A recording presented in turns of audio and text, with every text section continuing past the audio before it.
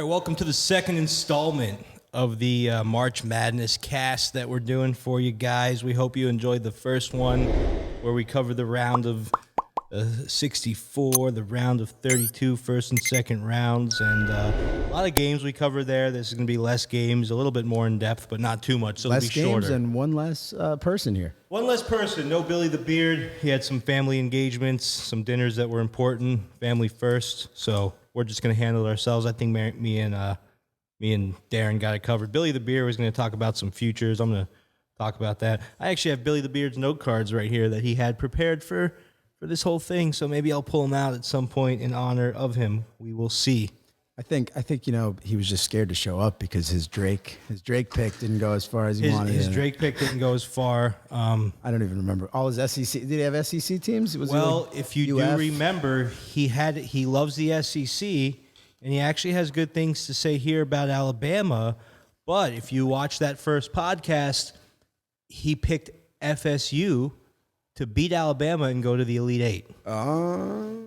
So he has FSU in this game, and I'm not spoil it. That's just something that's been out there since the last podcast. So, guys, you'll have a shorter podcast to get through, so I'm sure you're going to like that, but you'll still be able to get a lot of good information. A lot of times there's reseeding brackets. I'm sure you've seen that where they reseed, and then you could pick new brackets of the 16. So if you want to use this for that, you can do it. There's all kind of things, second chance brackets where you could just, a lot of us need a second chance bracket. It's been crazy. A lot of us out here. It's been crazy. I do want to say, going into the Sweet 16, this is the highest seed total and average since they went to a tournament of 64 in 1985.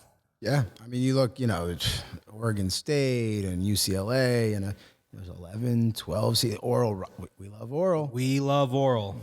But an interesting fact, Darren, it was actually only tied for amount of upsets in the first two rounds. So I thought it broke records for upsets in the first two rounds. It was actually only tied. Considering they consider an upset, your seed separation has to be more than 4, I think. So like a 6 beating a 3, they don't consider an upset. All right. Very interesting stuff there. We're going to dig into these games. Guys, if you want to use these for betting, remember, we're still 2 days away from the start of these games, so things can happen in the lines, in the lineups, COVID situations that can change everything. You never know. So to make your big bets, make sure you wait until Saturday and maybe even sign up for one of our trials here to help you out with that. Yeah, definitely not a good idea usually to put in a bet against the spread too early. Yeah, because this will be up. This will be up like Thursday night or Friday morning, but wait until Saturday morning to put your plays in. My opinion. Yeah, I just want to say, I personally did not do well against the spread there the first 2 rounds. We have a bracket tournament, like a comp, between friends. There's 32 of us. We all paid obviously buy-in. I was in second place going into this Sweet 16, but I have the least amount of possible points. Interesting, isn't it? Kind of weird if you think about it. Very. Like I've picked the winner. So you made good predictions. Right. But probably what it was you picked a lot of the good. I had Texas in the final. You picked a lot Ohio of the good State. dogs. Yeah. You picked the good dogs in the first round, but a lot of the teams that you had going deeper are gone. They're gone. They're all gone. So wow. A lot of us on Illinois. Before we get into the individual games, Darren, I want to go over each team's odds to win the championship real quick. Gonzaga plus 150, Baylor plus 450, Michigan plus 900, Houston plus 900, Bama plus 900, Loyola in a surprising 6 slot plus 1,400, Arkansas plus 1,600, Florida State plus 2,000, Creighton plus 2,500, USC plus 2,500, and then it gets deeper and all the way to the least odds on least favorite, of course, Oral. I don't 10, think that's super surprising for Loyola because you got to think they're not necessarily the 6th best team out of the 16, but they're playing Oregon State. They're favored to win there. Right. They have an easy road. They have an easy road to the Elite Eight real quick there, right? Right. Okay, well, that's actually the first game, I believe, right, that we're talking about here? All right, so let's get right into it. You could start it off. Well, go ahead, Darren. He didn't do much the first game, the round of 64, but Krutwig, man, he looked good. Did Did you see the mustache? That's your boy with the molester mustache. He's a beast, you know. You know, I will say this about this game. First of all, these were two teams that we both liked coming into here. I personally, Oregon State beat Tennessee, correct, in the first round. Yes. Yeah, so that was a game that I had. You liked Tennessee in that game. I liked Oregon State. Not rubbing it in, just putting it out there. We both had Loyola. I did. I thought they now. No, they beat and then they beat Oklahoma State. Right, which was a surpriser to me. I actually did not think that was going to happen. I liked Oklahoma State a lot, just to go a little bit deeper than they did. Oregon State, 64th in the nation in turnovers, which is pretty good. They can shoot the threes, and the 31st in the nation from the 3-point line. You know, they're slightly better in all categories than Loyola, and including a better, playing against a better conference. 10-1 against the spread in their last 11, but their tournament life has not been good. Before this tournament, they were 2-11 in tournament games. Yeah, I mean, you know, look, Loyola has the secret weapon, Sister Jean. Sister Jean. That old lady is putting I don't know what prayers she's got going on over there. Look, you know, Oregon State, Ethan Thompson, you know, he's a big guard. He's got some NBA potential. He looks good. That's why they're efficient. That's why they have a low, you know, turnover account as far as turnovers committed per game on average. I think they're a dangerous team. I wouldn't sleep on them in this game at all. It's a tough game to choose here. I mean, I really, you know, I don't have a lean yet. I mean, Silva, the center he's similar to Krutwig. I think Krutwig's better, but I think 7's a lot of points. It is for Loyola. It is. You know, if I had to just make a shotgun prediction, I'd say Loyola most likely wins but doesn't cover. Now, the only two categories that Loyola is better than Oregon State is assists and 3 points. So like you said, Oregon State has the big guys. Oregon State has the power.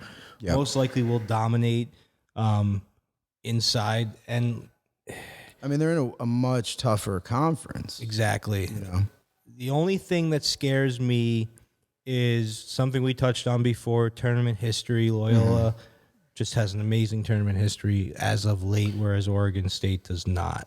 It's true, you know, but Oregon State, they've been playing with this chip on their shoulder ever since the beginning of the season when they were projected to finish dead last in the Pac-12. Yes. So, I mean, all predictions are out the window. I mean, I think in this case, school history, as far as, you know, how far they've gotten, I think that's out the window as well. Interesting. All right, well, let's see what happens. They're looking tough. They look seasoned. I mean, they're not scared of anybody, and they're definitely not going to be scared of Loyola.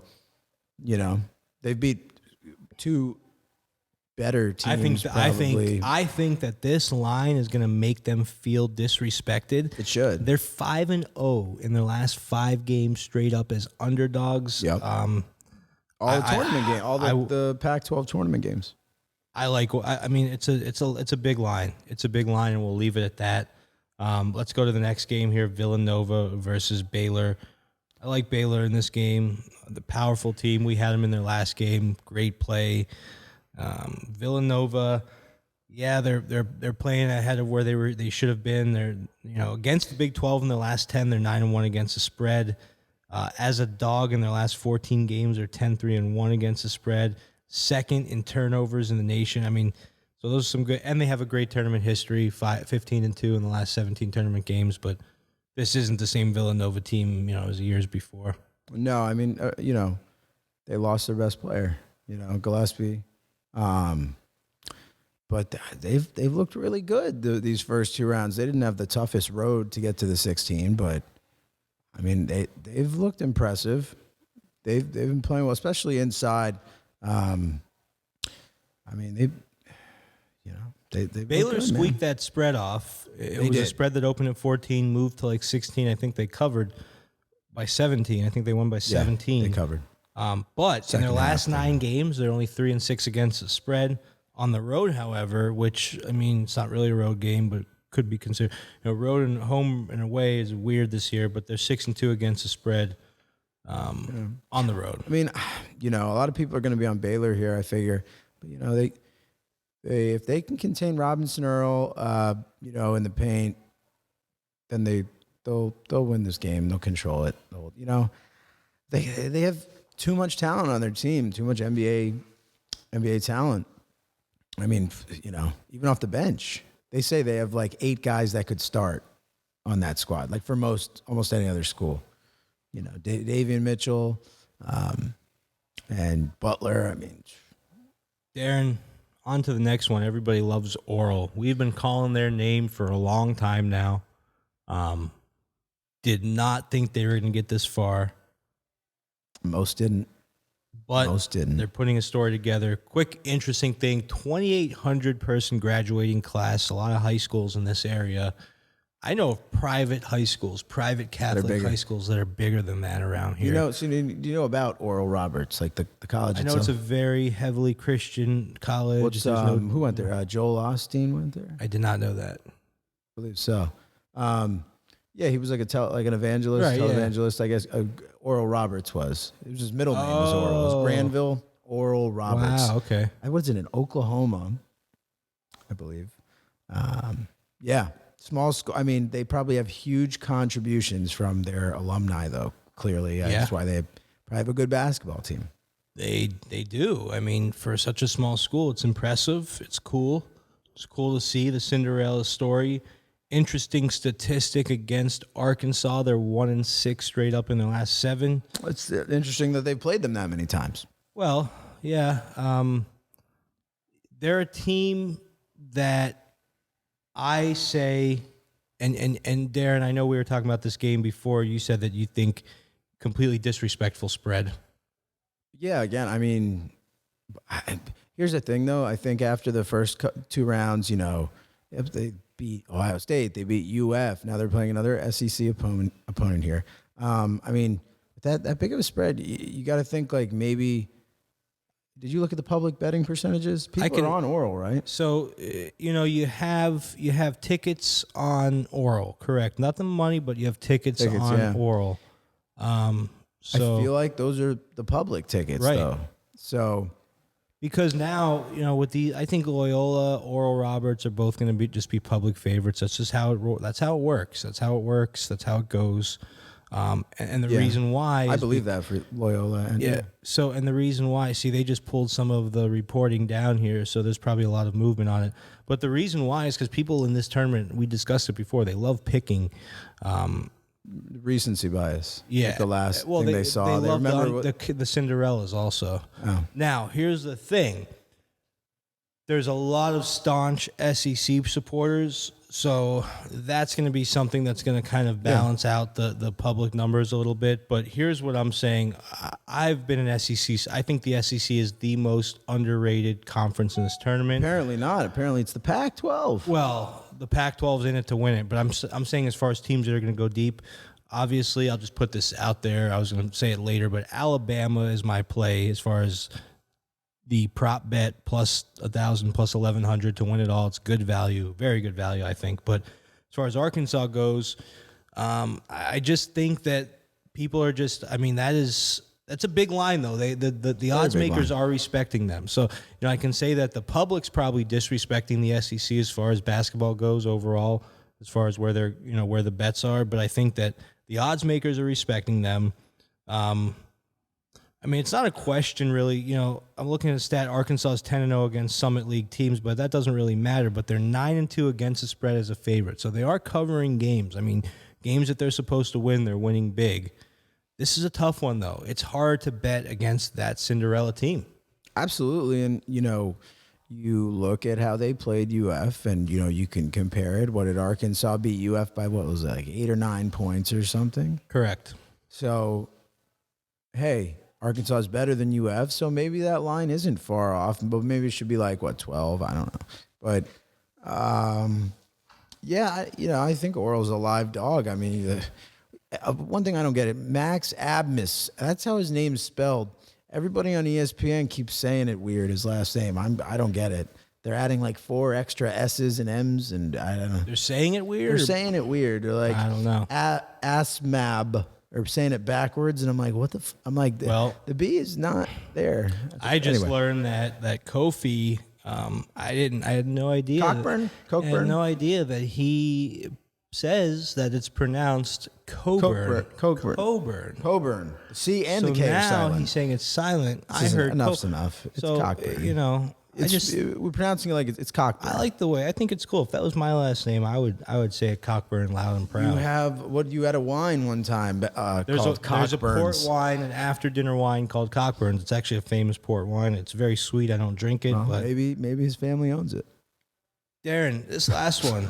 Wait, did we finish that game though? Yeah, I mean, if you have something else to say, you can say it. I really don't have much else to say. I'm not touching it. It's just a scare. I think you're going to bet Oral Roberts on this one. I don't know. I don't know yet. Okay. But Max Abness, he's going to be a first-round pick now. He leads the entire nation in scoring. He's looked good in the tournament. I mean, they just play with so much energy and just passion, like they really want this. These other teams are more talented and have better recruiting and more money in their programs, but they don't care. I'm curious to see where the public numbers are, like Friday night, because a lot of people haven't bet yet. Let's be real. I mean, people aren't putting in. Yeah. So by Friday night, I'm very curious to see where the public numbers come in on that one. Yeah, for sure. So now we can go to the next one. Last Saturday game. Q's Houston. Houston's a team. I feel like they're what you gave the odds for the futures odds. Yeah, Houston's actually above my team, which is Bama, not by much, but they're like plus 900. And it makes sense because you look at who's left in their bracket. They should win this game. Should, and then why wouldn't they win the next one? They'll be favored. They should win this game. I think, Syracuse wasn't really supposed to be where they are this year in this spot. But they still are. Yeah, no, 7-3 in their tournament games. Absolutely. And Jim Boeheim has led them to 2 Final Fours in their last 5 tournaments. And they're 4-0 against the spread in their last 4. I look at this game. I think it's going to be really close. I mean, a lot of the experts have Houston blowing them out. Most of them do. I know our own guy Sean has Houston going deep in the tournament. If you look back from Sean, no offense, I'm just kidding. I was just joking. If you look back at this tournament, or if you look back at the first cast for the tournament of 64 and the round of 64 and 32, Houston was my team to get out earlier than expected. Yeah, they were. They were my team to get out earlier than expected in this section of the bracket. They're still in it. It's another tough game. It's another game where I want to wait and see what the numbers do. The line's not huge. No, it's a little fishy. Yeah, it's a little fishy. I mean, Houston's 26-3 versus a team that's 18-9. 2 seed versus an 11 seed Syracuse is. Yeah, I mean, tougher conference though. ACC versus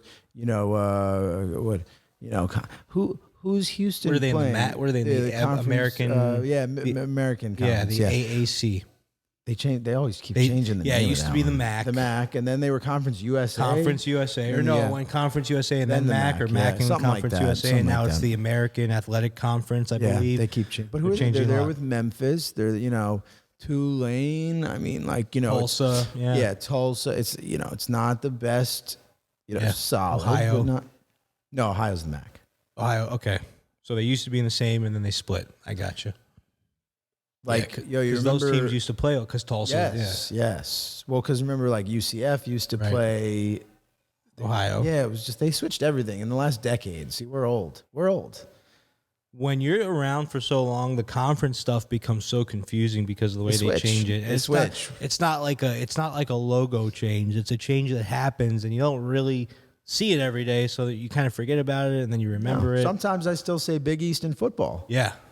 Remember, Miami was the Big East. Yeah. I mean, Louisville, that was it doesn't even exist. No. Anyway, looking back at your futures, I just you're talking about. I just think Houston's a really good value. I don't necessarily think they're going to win the championship, but they have an easy road to the Final Four. If assuming they beat Q's, they're playing against an 8 or a 12.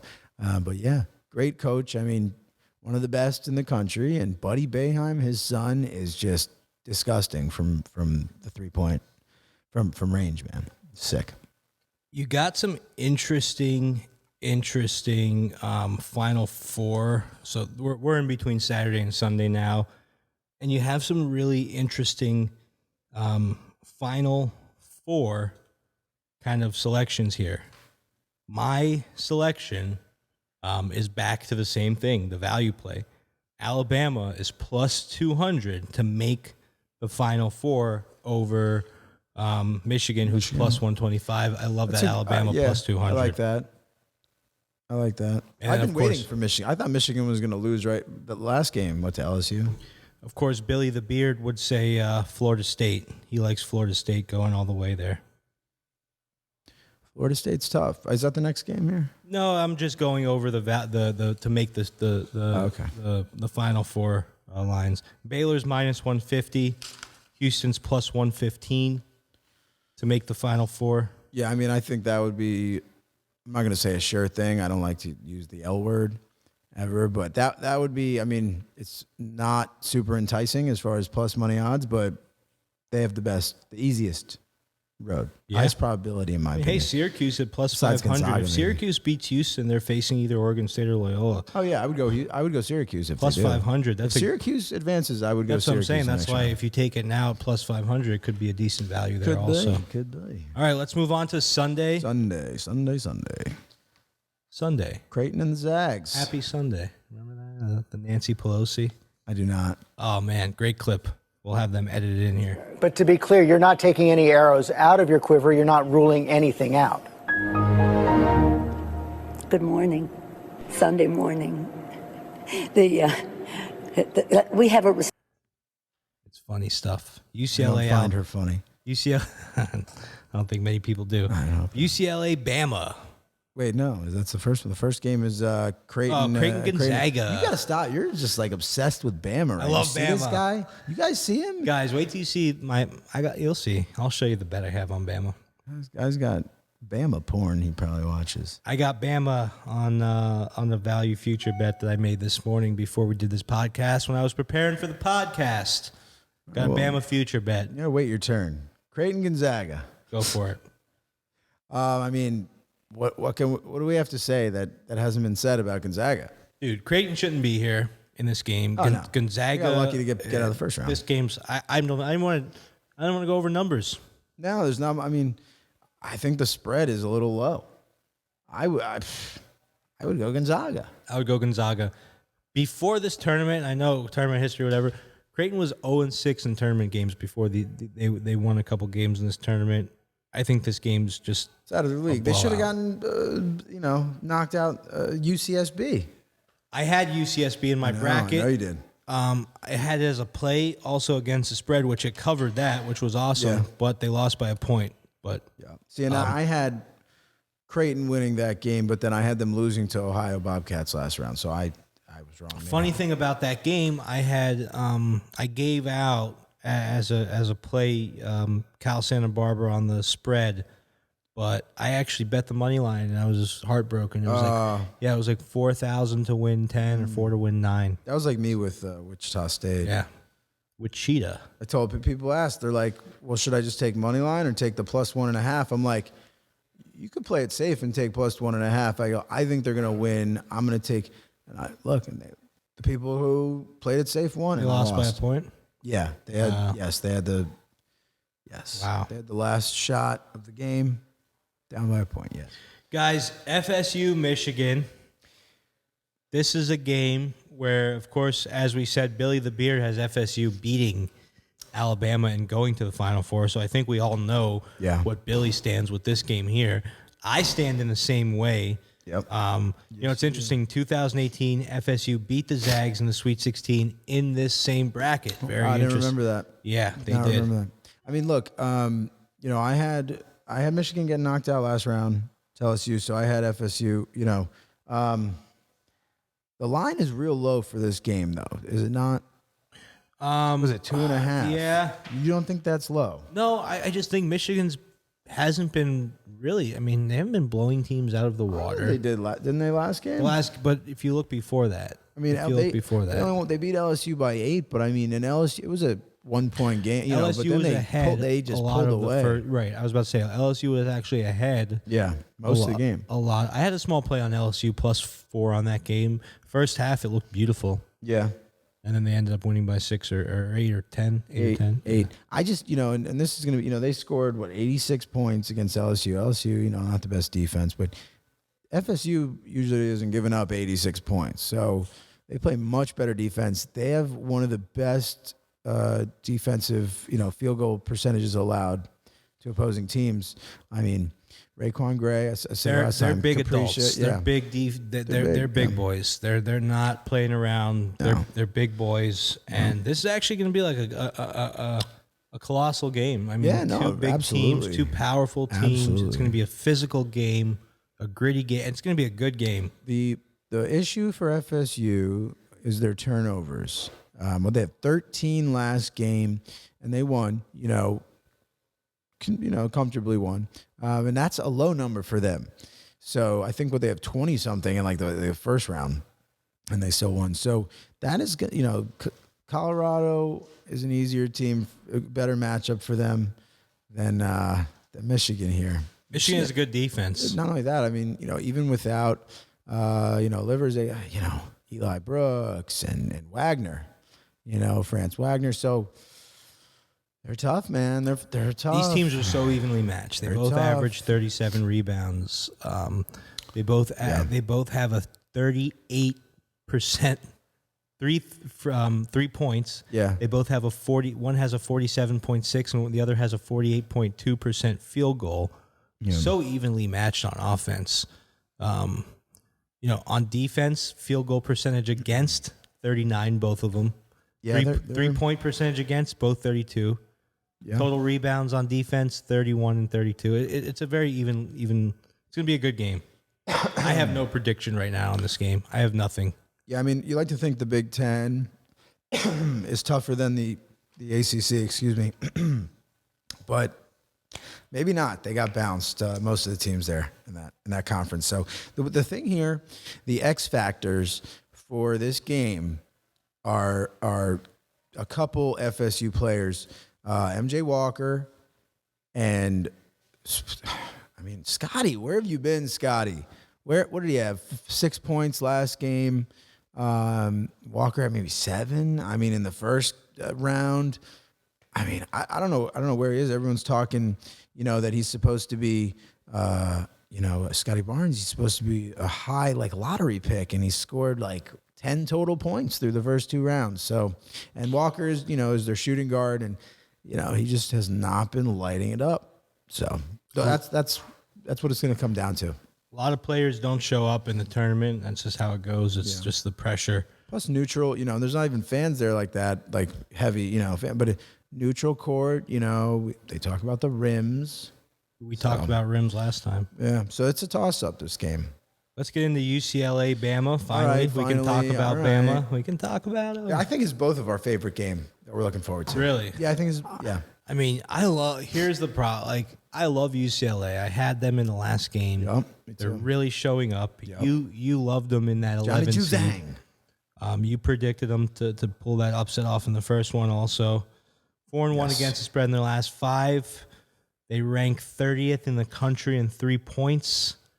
And they only average 10 turnovers per game to Alabama's 14 turnovers per game. I love Alabama, you know that. But a little dig on Alabama. They're only 5-5 against the spread in their last 10. So they've won the games. Right. They're 9-1 straight up, but they're only 5-5 against that spread. Yep. So take for that what you will. I still think they run away with it. I don't know. I'm torn on this one because, I really like UCLA.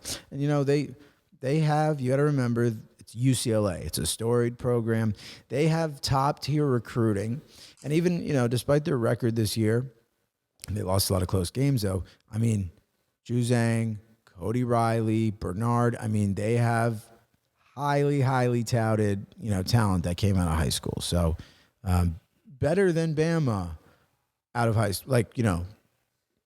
was supposed to be. I see what you're saying, but the Bama defense. So Oh yeah, no, and I mean Herb. Herb Jones is. I mean he's one of the best. Yeah, he looks amazing. And Shackelford, I forget, what do you have? 20 points the other guy. I mean he's can't wait to see. I don't want to get ahead of myself, but I can't wait to see if this Bama defense can stop Gonzaga. Let's see if they get there though before we get to that point. 21st in points per game allowed. 42nd in field goals allowed, 11 in 3-point percentage allowed. They only allow 28% 3 points, so that you're not shooting big against them. NBA-style defense, grinders. I mean, this is a team that just never was supposed to be where they are, and they've gotten there. I love them. I like them to cover the spread and win the game. But they are a finishing team. This is a team that can start off slow. I can see themselves getting in trouble against UCLA, and for that reason, not covering. I definitely see them inching the game out at the end regardless, but I can definitely see where you would come from as far as being afraid to bet on them as far as a 7-point spread goes. I mean UCLA has gotten off to some nice starts. That's the thing, and Alabama hasn't. No, Michigan State was ahead though, and then UCLA took over. Yep. But the first two, that was the first four in. Right. But yeah, so. Yeah. So that is what it is. Like I said, Alabama's my team plus 100, 1,000. No, I think everybody knows at this point. Oregon, USC. This is the Pac-12 matchup. This is cool. It's cool to see what the Pac-12 did. Yep. I love the Pac-12 because I love late night sports. Yes, you do. The Pac-12 brings the late night sports because, for football, it's the craziest. It's the Pac-12 football action. Oh, and that's another reason I love the Pac-12 insane. because in football, it's high-flying action compared to most of the other conferences. I mean, you know that there can be a 100-point game every week in Pac-12. Every week, yeah, just not game. Washington, any other team. Right. But Oregon, USC. USC came into this tournament with crap numbers. I mean, all their trend numbers were bad, not looking good. Oregon, on the other hand, they have a good history as of recent and a good tournament history. 9-3 in tournament games going into this tournament, so now they're 11-3 in their last 14 tournament games, and they're 5-1 against the spread in their last 6. They've been breeding some NBA, talent. Peyton Pritchard for the Celtics was, their best player last year. So, yeah, and it's gonna and Duarte is gonna go probably to the NBA. Maybe Umanori, somebody. So they got a squad, but so does USC. The Mobley brothers. I mean, Taj Edey. They had tiny spread. Yeah. Well, and that's the thing. They only played once, right, in the regular season, and USC, was pretty dominant in that. It was the last game that Oregon even lost, besides the conference tournament. Looking at the public numbers here, they've literally won every other game since, besides the loss to Oregon State in the conference tournament. That definitely explains. So I'm looking at the public numbers here. Yeah. Public's on USC. Yeah. They should be. But I said they won by double digits the first time. Interesting. Very interesting. That's why it's weird. Now, it's not at USC. It's a neutral court, but still. Now I'm looking at, so interesting here. I'm seeing 50-50 because I use about 4 different sources to track public money, and I'm seeing some different things on different sources. I'm seeing 50-50. I see 52-48. Yeah, it's pretty. And that there's always like a 5-point margin of error on this. But again, you think about that, it's 52-48, and that's actually a poll straight up, not even where the money's at, which is interesting. So USC, they're favored by 2, but only 52% think they're going to win. Usually, I like to think about that type of stuff. Like, if that many people really think they're going to win, like, why are they favored by 3? Well, if, let's say 70% of people thought USC was going to win, but the line was only 2, then the line should be 6. Right. In this case, maybe it should only be 1. I have right here in my notes this is a not touch game for me. As of right now, that could change. Sean Miller in the building. What's up, Sean? Miller, come on down. Who does he have again? Who does he like to go? Sean Miller likes Houston going deep. Sean, you got Houston going deep in this tournament, right? Sean Miller, ladies and No gentlemen, answer. he's gone. He's gone. I'm going to look at Billy the Beard's note cards here, guys. SEC underrated. Pick a. Is that SEC? Next note card. SEC. Next. S-E-C. Every note card is SEC. Can you read his handwriting? Barely. Well, guys, you know that he loves FSU, Bama. It's the same.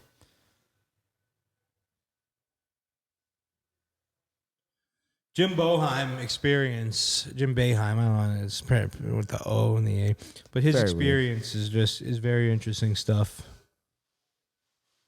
Is that what Billy had on there? Just yeah. Some Boeheim. I'm just reading bits the of notes. Boeheim. I'm Some reading the bits of notes. Boeheim. Well, you're reading them to yourself, and Yeah. the rest of us are sitting here with our thumb up Well, our I arses. was just seeing if there's anything different that Billy, added that he didn't say before. He had a few tricks up his beard. I Yeah. think he was going to pull him out. But guys, here's the thing. You have the 16 to the 8, and it happens really fast. So there's got to be readjustments, obviously. So what I do is I look at everything Friday night before I go to sleep. I make my notes. I close my book. I go to sleep. I wake up Saturday morning. I open my book. I look at everything one more time. I wait for all my sources to come in, make my final selection. So the point of all that is I don't make my final selections until Saturday morning. I suggest the same for you guys. I'm a night owl, so I usually do it at like 6 a.m. and then I pass out. Well, yeah, some people consider that the morning. Guys, it's really not. I'm going to put Darren's link on the page and on the YouTube and on the story, obviously, like I did last time, and you're welcome to sign up on his page. If you want some really high quality and quantity, you're not going to get that quantity from us. So if you want some nice high quantity, Darren, are you doing player props right now? At all? For college or for NBA? Anything, any player prop. I get a lot of love player requests. I props. know you do. I get a lot of requests, and we don't really do them. Are you doing them right now? I am for NBA. I'm not. I don't for college usually. Yeah, tournament's tough. It's tough for play, especially in college basketball. You got these players that are in and out one year. They're kids, you know. Yeah. I'm not. You see, Liddell on Ohio State. He was upset because after they lost to Oral, he was getting like death threats and shit. These are kids, you know. We were betting on kids, you know. I'm not going to do the player props, and then I'm going to be mad at a kid. Come Kofi on, got death threats also. And here's my thing. That's a shame. Here's my thing, and I'm glad you brought that up, Darren. I had something to say about that. So I don't have a problem. They're investigating. They got social media death threats, and they're being investigated, right? Yeah. The death threats. So I don't have a problem with that, but I just wish that I wish we'd get the same kind of respect. Some guys, they sign up. Sign up, right? They play one game. The guy. Listen, we're good at what we do, but I'm not 100%. Okay, Nobody is. And a lot of guys come to us, and they come with us. Like they're like, "Listen, man, I'm down 2,000. I'm gonna take 2,000. I'm gonna put it on whatever you tell me to, because you're gonna save me, And I'm not a savior. So if you're down 2,000 and you want to put 2,000 on one game, it's not the way to do it. Yeah. And then when that game doesn't win, then we get the death threats. Right? So all I'm saying is, guys, if you're betting, okay, at the end of the day, no one's responsible but you. It's We're all adults here. It's still a risk. It's still a risk, and there's no reason to threaten any player, any coach, any referee, or any handicapper for that matter. Maybe some referees. Maybe some referees. If there's a referee on the take, I don't have a problem. Whatever, I man. think those they guys need to be investigated. That's another story interesting altogether. thing, Darren. While we're talking about it, did you see this NHL referee? No, I did not. NHL referee. It was a game.